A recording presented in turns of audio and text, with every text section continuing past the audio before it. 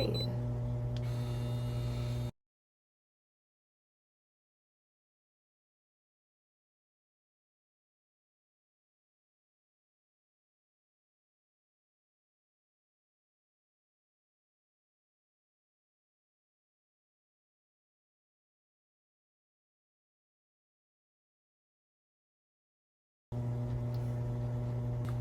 What you did plan today is you're going to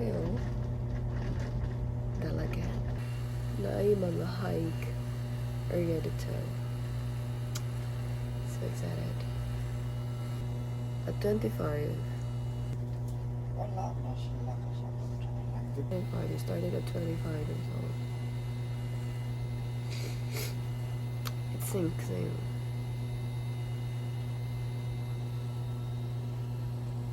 That mag-ani regulate sa kung sa atong decision sa life sa kung unsa ka sa present. It's because of your decision sa imong past, regardless if it comes from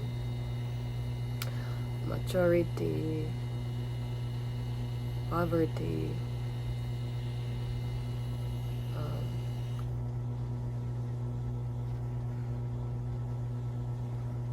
or it's just that you decide na,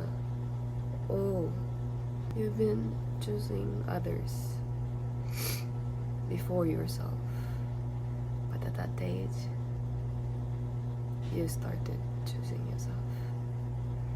Well, I'm so proud of you. And then you started to to look back. Unsa may mga red flag na ko. Red flag and a green flag na ko is I would always say yes to everyone. People pleaser. Yes, I am. I have always been betraying myself just to comfort others. Bisag dili jud ko ganan mo yes. Dili siya okay. I would always say yes, and it's okay. That's what I am working on since 25. Protecting myself, setting boundaries, also respecting myself, and be firm. Whatever I want, either if I would say yes or I would say no. That decision should be really, really the conclusion that I really want that decision to say, oh yes, I like it. Oh no, I don't like it. Yes, that's what I learned. To not be available to everyone.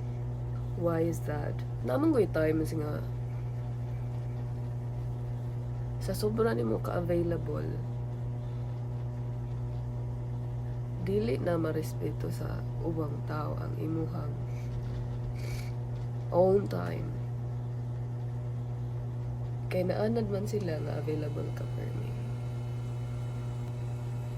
Without them realizing na, you have other life. You have your own time. You make your own time. Especially dili ako ganahan og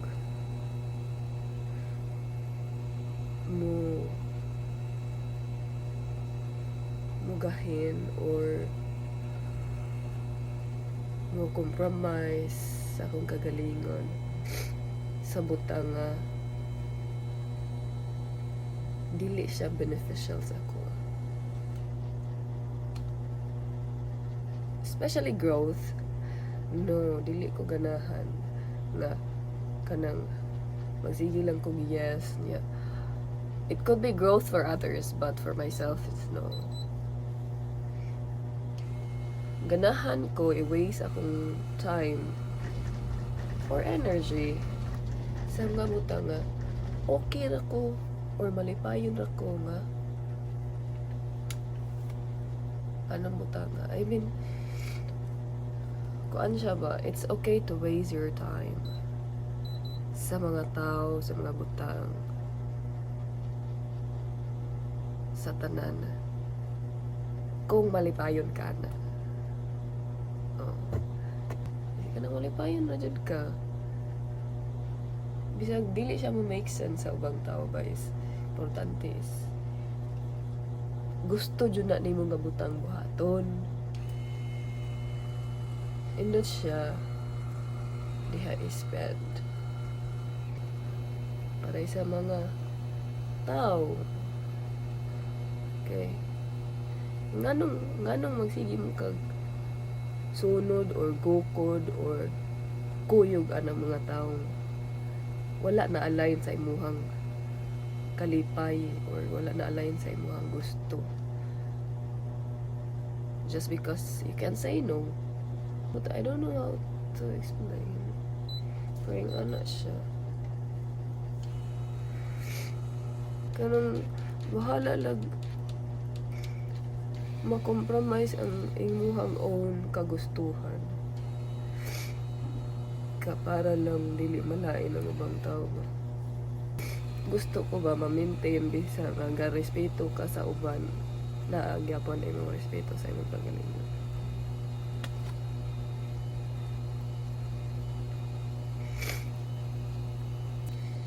Mo hilak ko na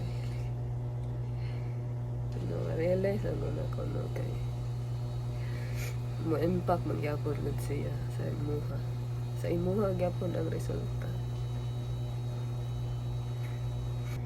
And always save something for yourself. You know kay wala gyud laing maluwas sa imong kagalingon kundi ikaw ra jud. Wala jud lain mo defend for yourself. Ikaw ra jud. So, instead nga unahon ni mga uban, unahay mong kagalingon. Sa may pasagsugod.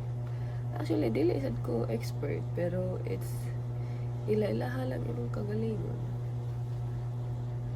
Kung unsa gyud imong gusto. Then diha na magsugod sa imong purpose. I don't wanna cry. So I will be talking to myself, to my future self. That from now on, you will be choosing yourself.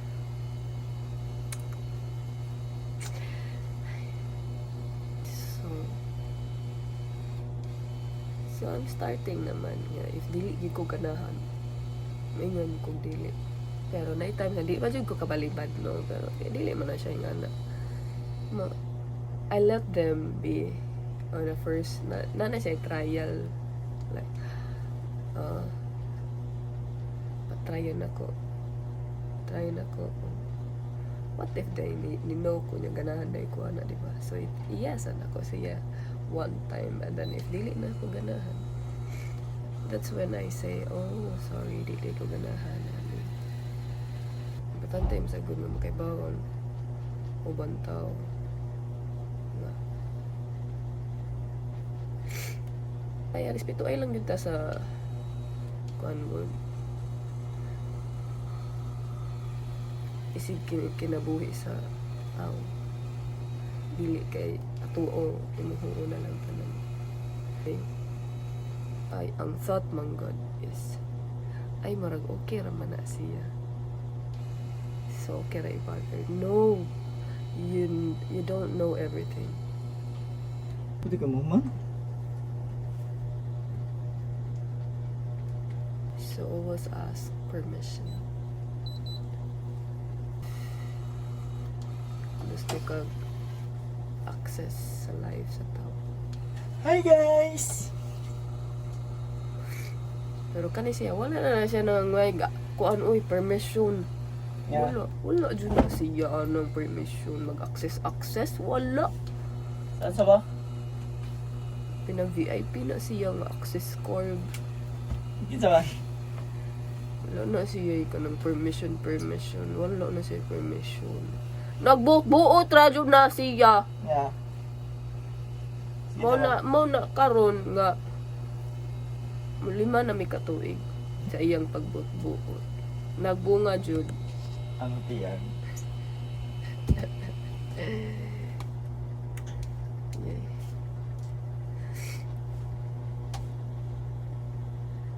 This year is 2026 and we're turning 5 years this year. Sa hindi inaasahan, natagbo ang mga mundo. Ay minsan lang na nagdugtong wala damang-dama na ang nito. Di pa ba sapat Oh, ang by the way, wala din ko ni Jyoti gahapon, April 25. Nagsiklib ang babae. Kay nga nung di man, nga magtuman ang sipon, mabiral niya ako kalit. Ayaw ko na mga ganyan. Di yun. Puso na ako na yun din mo. Ano ko? Ligo. May labot ulo. Kaya mapilis din layas lang.